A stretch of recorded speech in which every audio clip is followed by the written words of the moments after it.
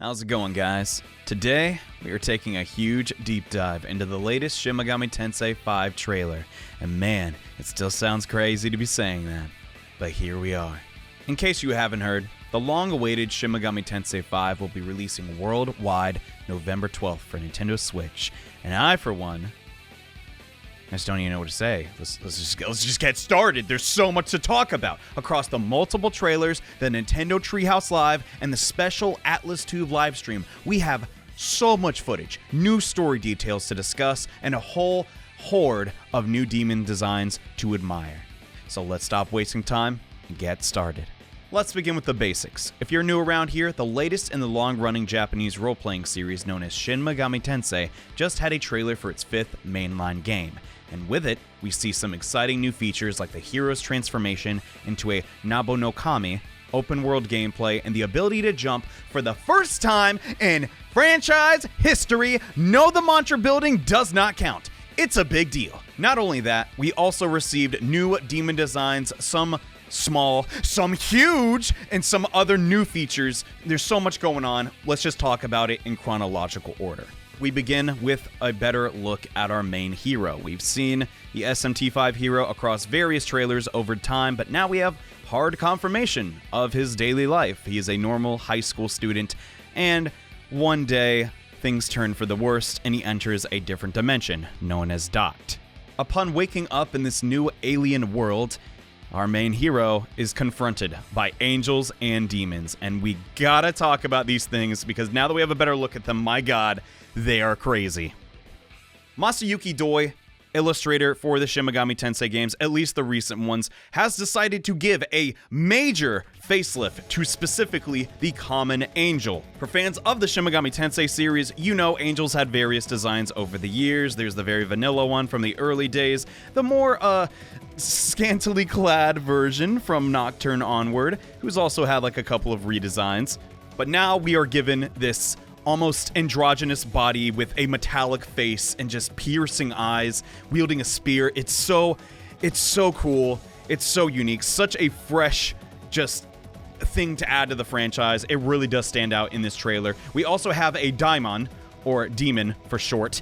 These are your typical, pitchfork-wielding, flying monstrosities you probably heard in Judeo-Christianity. Across this trailer, you're going to hear the word demon a lot, but there is a stark difference. This is the origin of the evil, laughing, I'm going to watch you burn in heck type of demon. There'll be no heck burning, though, because our mysterious figure finally reveals his face and decides to save our character by binding himself and transforming the main character into a Nabo no Okami. Oh man, we gotta talk about this guy. So we still do not have a name for who this character is, what his deal is. The website refers to him simply as Blue God or Blue Hair. I'm gonna call him Blue Hair. I like that name more. In previous trailers, his face was obscured, so we know for certain that is going to play a role here. And just looking at the demon, deity, dude, whatever D word you wanna use, it's in my firm belief this guy either is or was human. He has a very humanoid face. And I understand there are demons in the franchise, such as Kukulkan, all those ghosts, who are also very human. They don't have exaggerated proportions, but it seems as if this guy has gone some transformation in the past in this world of Dot to make him this way. And speaking of transformations, our hero makes a pretty big one as he becomes one with blue hair, gains his own blue hair, and we get shots of the destroyed Tokyo and our hero walking the streets, encountering demons, and running past them all. It's just so absolutely crazy. For years, I've been asking for this, no, not even that. Not even in my wildest dreams could I have considered this an option. As a Nahalbino, obviously, he has some supernatural powers, the ability to run at Mach speeds, jump over cars, and I just can't get over the jumping. That's so crazy. Is there going to be platforming in SMT5? That thought process never even crossed my mind, y'all. But with the blue-haired god's powers, we have access to the ability to communicate with demons, combat demons, and even this just fingertip sword. It's not actually like his fingertips forming a sword. It's this energy source being a sword, and just we can learn demon skills. It's so god dang amazing. But the footage speaks for itself, right? I don't need to elaborate. This does beg the question, though, how exactly are we communicating with demons? In past instances of this franchise, we have used something known as a comp. And in interviews, developers of the prior Shin Megami Tensei games have dictated how important and integral the comp is to the demon summoning process. We're not gonna get super in deep to it, but what is letting us summon these demons and communicate with them? Is it the blue-haired god? Most likely. Is it our actual hair acting as a sort of antenna? Who knows? It is a lot of hair, so maybe it could be magic. One thing I do know for certain is because of other trailers and gameplay we have seen, Shin Megami Tensei V does appear to be at least somewhat open world. In this trailer, we see a lot of jumping, dashing, and, traversing the desert land of this discarded Tokyo. And come to think of it, that sounds an awful like the premise for Shin Megami Tensei 3, originally during its development, because PS2, development kits were still being distributed. The creators of that game wanted to have a world of a half demon, half boy exploring a desert world, fighting demons and recruiting them. And my god, it's finally here. It took 2 other games, but shoot, this is such a realization of that old vision, and I'm so happy to see it become reality and it just basically be its own thing. Also, in this trailer, we do see some other demons that are brand new to the series, illustrated by Masayuki Doi. We have Amano Zako, the Tengu goddess, essentially. She's supposed to be a humongous, monstrous being birthed from Susanoo, a Japanese god of particular note. She's really small, but she seems to also be accompanying the protagonists as they're running about, which is also a new feature. Oh my god!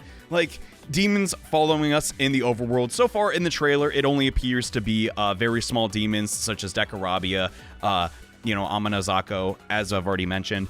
This was probably done because the animation involved would be very minimal. Most of those demons are just floating. It's not really anything substantial, but speaking of other new demons, there's a lot in this trailer to talk about. We know one for certain happens to be Finn McCool. That is his real name, a Celtic god of particular note, right up there with Cuchulainn as far as legendary heroes go. He's apparently a thumbsucker, but no, this is really just awesome demon design. He really fits in with the whole archetype of a cool, handsome warrior that can hold his own in a fight. Just such an awesome depiction of this character and his moves in the trailer. My god, we'll get to that in a second, but yes, demons on the overworld. It's crazy. It's the first time in franchise history. I'm also for certain we did have in the previous game Shin Megami Tensei 4, there would be digitized things basically representing the demons that you're about to fight. It wouldn't actually be the demon though, but from what we can gather in this gameplay, seeing the demon, its scale, its size, and its attacks coming your way is going to play a big part. This is a humongous change for the series, and I'm really happy to see it. And that's well and cool and all, but let's talk about the actual gameplay. We know we're this deity, half-human hybrid running around the desert, but what do you do when you actually fight a demon? Well, this is a turn-based RPG. Big surprise, you probably already knew that, but interesting enough, there are a couple of things we can glean from the combat that was presented to us in this trailer. The first thing that sticks out in my mind being the combat UI, and how the numbers are basically stripped straight from Tokyo Mirage Sessions, another Shin Megami Tensei spin-off worked in tandem with Nintendo. And I will be blunt, I kinda don't like that. Atlus at this point has been known and praised for their menu design, SMT4 in particular having just such a great menu, P5 as well, really all the Persona games, and this seems kind of just like a carryover. Even the icons are identical, but I mean, hey, it's still displaying the information cleanly and just in a good manner. It just doesn't seem to mesh with the rest of the gold and macabre design of everything else. Heck, even the text bubble menus have this distinct alien-esque design to them, and just seeing the battle numbers not really represent that, kind of odd. But as far as the actual UI goes, if you want my opinion, I think it's great. I think everything makes sense and is very ergonomic. Having the hero on the right and just the demons you're encountering dead center like that, it's just so clean. It looks so good. And the see-through menus too, also just letting you see more of the battlefield. Nothing is obscured in this. There's a reason for everything to be there. It's just so god dang good. I only hope and pray that it doesn't lag, because let's be real about it. I love the Nintendo Switch, but this looks really good, at least for Shin Megami Tensei standards. I hope and pray that the time it has taken them to create this project, they are taking everything into account. I know you don't need crisp 60 FPS menus to play an RPG, no duh, but have you tried it? There's a distinct difference. It's kind of nice, but we'll talk more about that later. Inside the combat, we see some other old demons returning, but in particular note, we see a new gauge, the Magitsuhi Meter. This, we don't have a lot of details about, but if I had to guess, may correlate to some of the specific skills we see along with the protagonists that are grayed out in this menu. Do we spend the Magitsuhi Meter to unleash these high-power, devastating, flashy animation attacks? This dude thinks so, but hey, we'll have to see. Speaking of Magitsuhi, this is a new mechanic that was not in previous games. It does appear in the overworld we can pick up these red dots, which replenish our Magitsuhi Meter, which is very cool to see. Along with this, there are dots for HP and MP, so this seems to be a game to really explore and reward exploration. In previous titles, sometimes you would basically just be making a mad dash until your next safe zone or healing fountain because of the hordes and hordes of demons, but this seems to be a really intelligent way to just be like, no, you can keep fighting and we're gonna keep you healthy. You don't have to like just gravitate towards these healing fountains and save stations, which I rather like. We also received confirmation that the skill potential mechanic from Shin Megami Tensei IV Apocalypse will be returning. Mito may no longer be working at the Cathedral of Shadows. He's getting a little old. How many games has he been? It's a shame, but now he seems to be replaced by a deity known as Sophia, who we've talked on the channel about a lot. To make it just a brief summary, she's a Gnostic goddess. She's responsible for birthing a lot of stuff, and maybe she's doing a bit of that in the Cathedral of Shadows. In the trailer, we see what appears to be the summoning ritual, and a new demon comes to greet us. Wait a minute, no, that's an old demon, but he seems to have a new, he's got it. They've redesigned Jack Frost. I still can't get over it. And he looks good. I'm just going to put a graphic side by side. This is Doi's interpretation of the classic Jack Frost. I like it. I like it a lot. The white trim, it works for this game. I'm super excited. He even has new animations. This is not the Jack Frost from Persona 5. This is not the Jack Frost from DX2. This is a brand new model made for this game, and there's over 200 demons. We also learned this. It's crazy to even believe that. For context, our highest demon count recently actually appeared in Persona 5 Royal, which contained 237 unique demon models in total. There might be some repeats in there like Slime and Black Ooze, but truthfully, that is a lot of demons. And just to think that they've re-rigged and reanimated and also given specific demons these super flashy attacks, it's almost unreal. My God.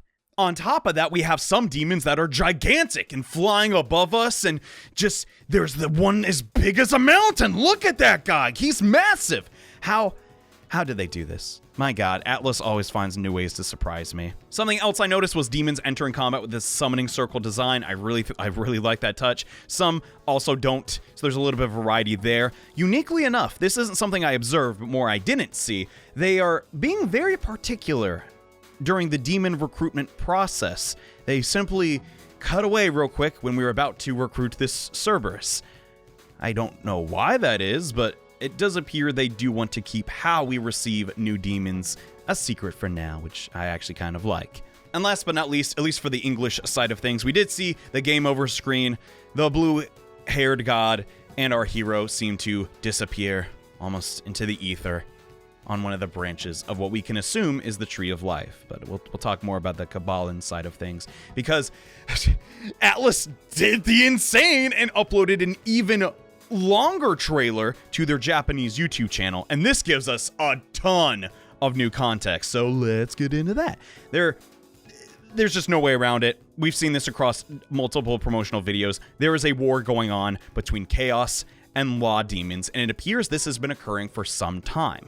During this sequence, we see the goddess Ishtar and a demon, very high-ranking, might I add, Arioch, who's not been in 3D for a minute.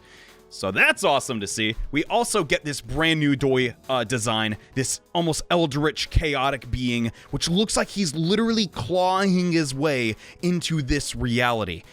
maybe some Cthulhu mythos. It could be Azazoth, but really, if you know anything about Azazoth, he's so strong, doesn't even need to be here. We also see this angel carrying off a human into the sky. The English website specifically mentions the hero's friends also going on this journey with him. Not at the same time, but it is pretty much confirmed that they are, in fact, in this world in some way, shape, or form.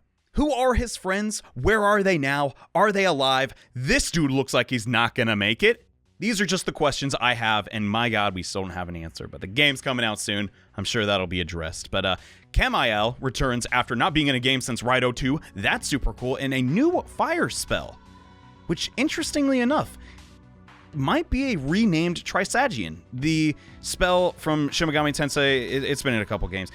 This could be the renaming of the Tier 4 spells, which they purposely put this in the trailer for a reason. For a while now, we have Agi, Agi-Lo, Agi-Dyne, and then Trisagion. Doesn't really fit. This might be Atlus's way of trying to make a more uniformed spell system going forward, which is something not really needed, but I'd like. We also see in this Japanese trailer the design for, I want to call them rags, but it's not been confirmed yet. This seems to be a shop of sorts. I really enjoy this demon's design. He's just so...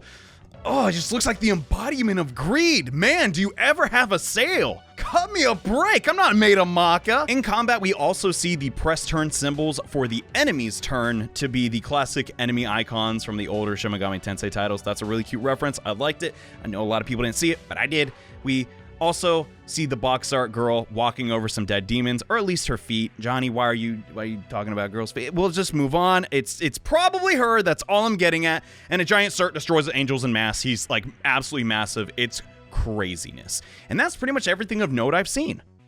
In order. Did you like it? We're going to take a bit of a pause because, yeah, that's a lot of information and you might be a little overwhelmed. We did not know a lot of stuff about Shin Megami Tensei V, as barely any information about the game, its development, what the story would be like, has been hush-hush for 5 years nearly. So this coming out all at once, and all these images, and just all this with barely any context, it's a lot of process, but hey, that's why we're here. I also want to bring up the key art we saw on the website and the box art. We can see a green demon at the bottom here, which is most definitely Osiris. Like, there's no way it's not him. Osiris is typically depicted with green skin in most media. We see a yellow being with this sword, who most likely seems to be a goddess, given she has boobs, everybody. I'm paying attention. Wielding this sort of almost a cross sword lance thing. It's eerily similar to the angel's spear we also saw on the Japanese website. That's kind of cool. Maybe a law-aligned adversary for our hero. And the red lady, who I can just say I am so smitten by. Her design looks so cool. The hair, just everything about her. I want to see more. I gotta bring up the feet again. She has the same red nail polish as the person in the trailer. So it's probably her. And a little bit in the distance, I know there's a lot going on in this key art. Look at those tentacles. Who's eating takoyaki? Get that crap out of here. We have what is most likely the Eldritch deity just chiming in like, hey, I'm here too. Someone made note to me that if we count all of the people on this just key art, excluding the other demons, the wolf, I don't know who that could be. We don't have hard confirmation yet, but that might be coming soon. And the Tengu goddess. We actually have 5 key players here, keeping in line with Shin Megami Tensei V. We have our hero, who may just be the neutral route, ignoring everything else and doing things your own way. We have a law-aligned demon. Osiris might be sort of chaos, but he's more of a neutral character. And the red lady, whose origins I still don't know, she could be more in line with the chaos ideal of might makes right, all that sort of thing. As far as our tentacle friend in the way back, he may just be the antithesis of all of these endings, so to speak, and just be, hey, this all sucks, I'm gonna eat it all, and I'll be the ruler of everything. Who knows? Just my speculation. I'm getting a little crazy with my theories, which, if we go by any record on this channel, are always wrong, so let's just talk about facts for a bit. Jack Frost's redesign is probably not going to be the only demon redesigned for this game. I just want to make mention of this graphic I saw on one of the Japanese websites. It makes it very clear that it is trying to work in tandem with Kazuma Kaneko's previous designs and not replace them. As we know going forward, it does seem Doi will be in charge of most artwork for the Shin Megami Tensei mainline games, and I like that. I like all the designs we've seen so far, and I think they fit rather well and complement some of Kazuma Kaneko's past work. However, if we want to pinpoint and focus on the gameplay differences, while watching this trailer about 15 dozen times, I did come across a couple things that stood out to me. The first being these special attacks we see throughout the trailer. They may, in fact, be the replacement for the smirk mechanic. If you recall, in previous Shin Megami Tensei games, they came out a while ago, you might not remember, there was a gimmick almost of you are smirking, you are in the zone, you're going to do a lot of damage with your next attack and guarantee the critical.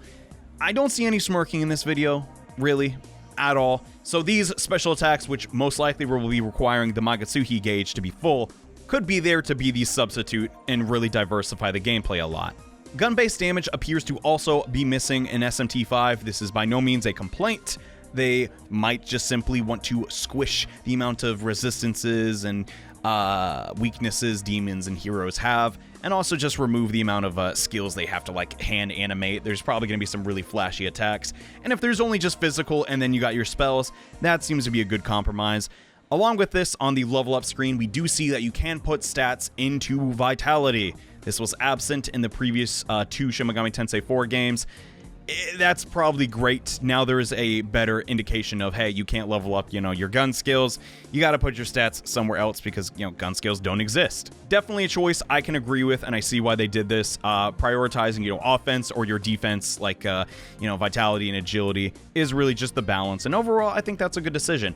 Another change in the core gameplay is, at no point in this trailer do we see anything at all that could be understood or interpreted as a dungeon. I don't think this needs to be said, but previous Shin Megami Tensei games were dungeon crawlers, first person. We had a Strange Journey, but around Shin Megami Tensei 4, it was really more of like an open world exploration thing. Your areas were still very small because yes, it was a 3DS game and your camera can only go around so much, but with this new hardware, hey, we can open up a lot of new opportunities, and I do think that will be the case. Outside of this, though, I could only observe so much. If you saw anything of note you wanted to talk about in the comment section, please let me know. I can only analyze so much gameplay.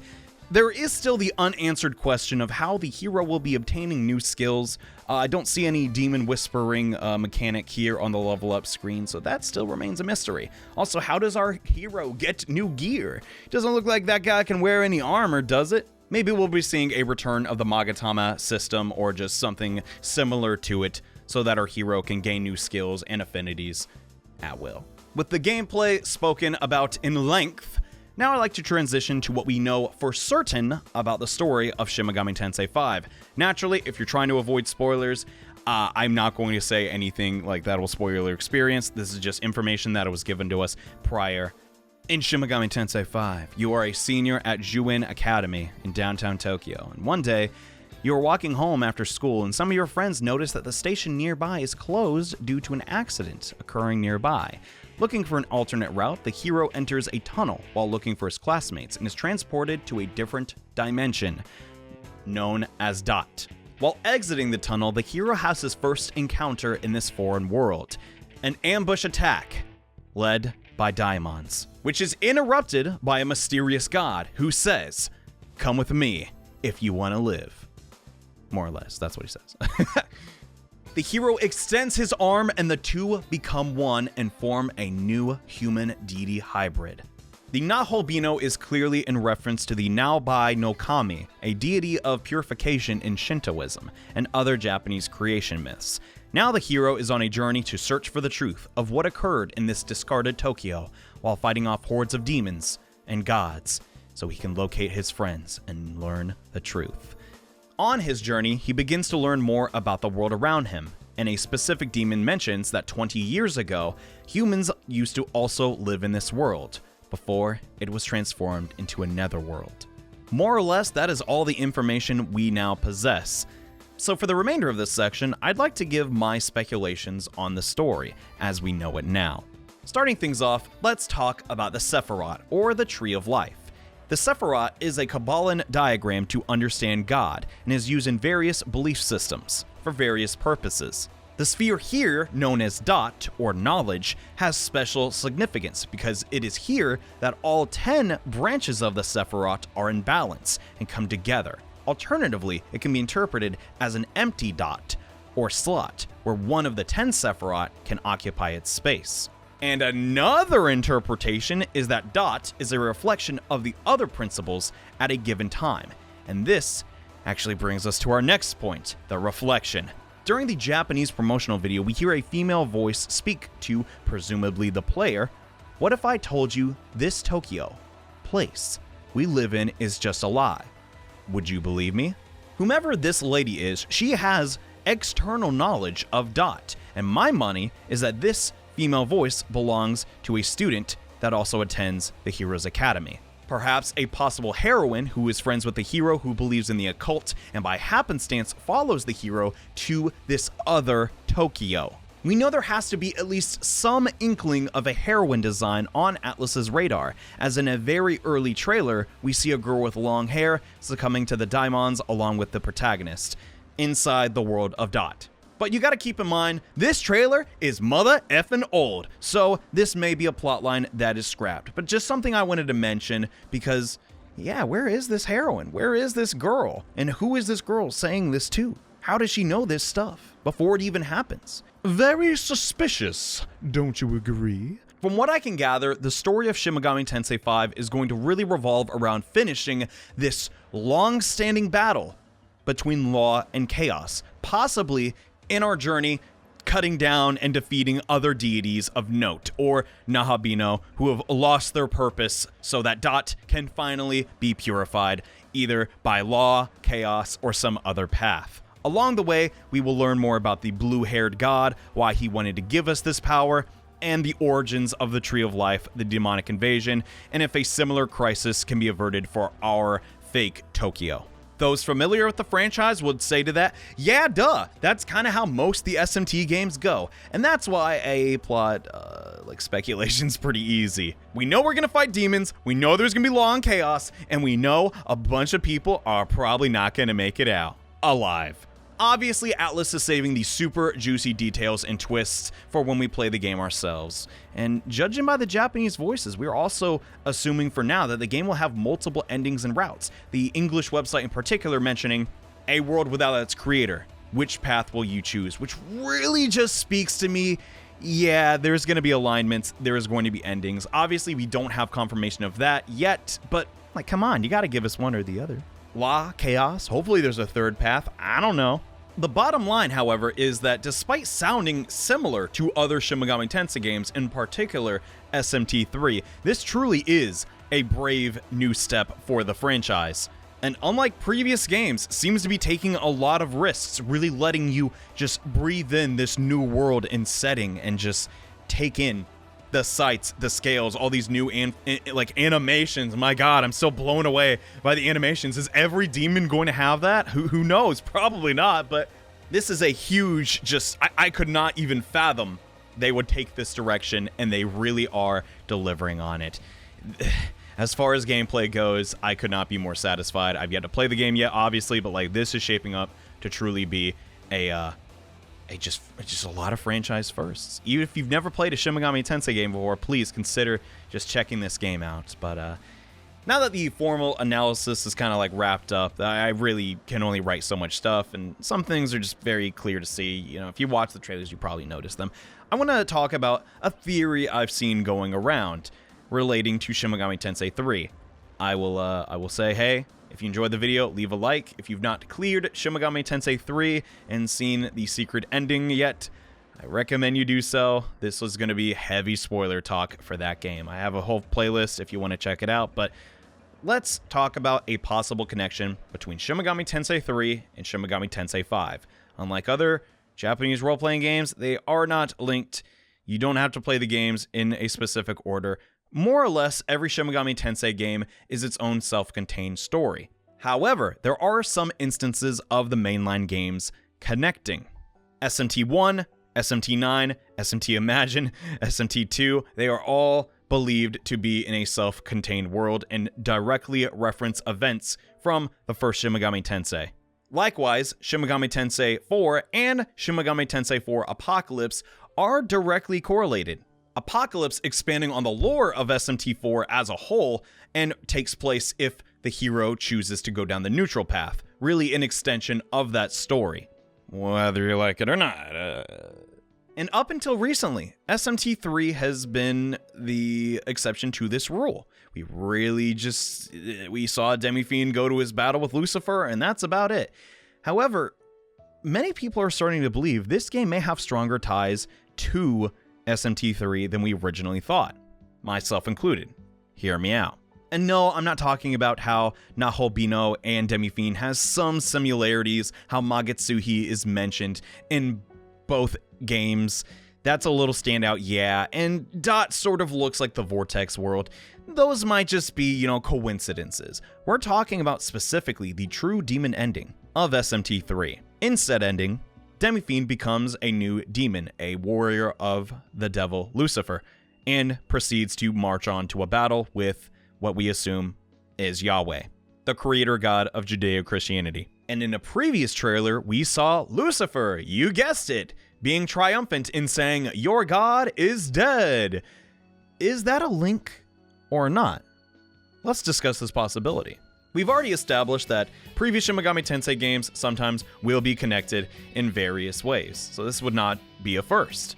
This would imply that the true demon ending is canon. However, true demon ending is a fan term. It is not in any way, shape, or form the true ending. Is it popular? You bet, but up till now, we had no reason to consider it canon. We also have to take into consideration Lucifer is one of the most popular demons. Don't quote me on this, but I do believe he has appeared in almost every single game, barring one or two exceptions. Him showing up in a trailer and saying, "Hey, I be God, chaos reigns," is not anything too suspect. But in this trailer, one of the demons does mention that, oh yeah, this big giant battle happened roughly 20 years ago. And give or take a couple years, Shin Megami Tensei 3 did release nearly 20 years ago. 18 to be exact. But an interesting theory, but does it hold water? I guess we'll have to play the game to find out. It is kind of interesting how they announced the remake of 3 to go along and then immediately just uploaded their trailer of SMT5. But is that Atlus's way of saying, hey, you better do your homework so you know what happens in 5? Probably not. JRPG companies remake games all the time because they need money, because JRPGs take a long time. Listen, if you listen to my fanboying for this long, I have to applaud you on the back. I'm immensely passionate about the Shin Megami Tensei series. I could talk about it for hours. Would you believe I don't even have a script? This was all ad-libbed. Yes, we can. The video sucked. Well, crap. But if you enjoyed the video, as I said before, leave a like. I plan to talk about this game extensively as we lead up to November 12th. I am just such a big fan of this series. I just cannot say it again. Please check it out. It is unlike anything else I've ever played. I mean, yeah, it's going to play like the other Shin Megami Tenseis, but those are good too. Today's a good day for fans of this franchise, and hopefully old fans, new fans will find something we all like in this one. And yeah, that'll pretty much do it. Thanks so much for watching. See you next time, all right?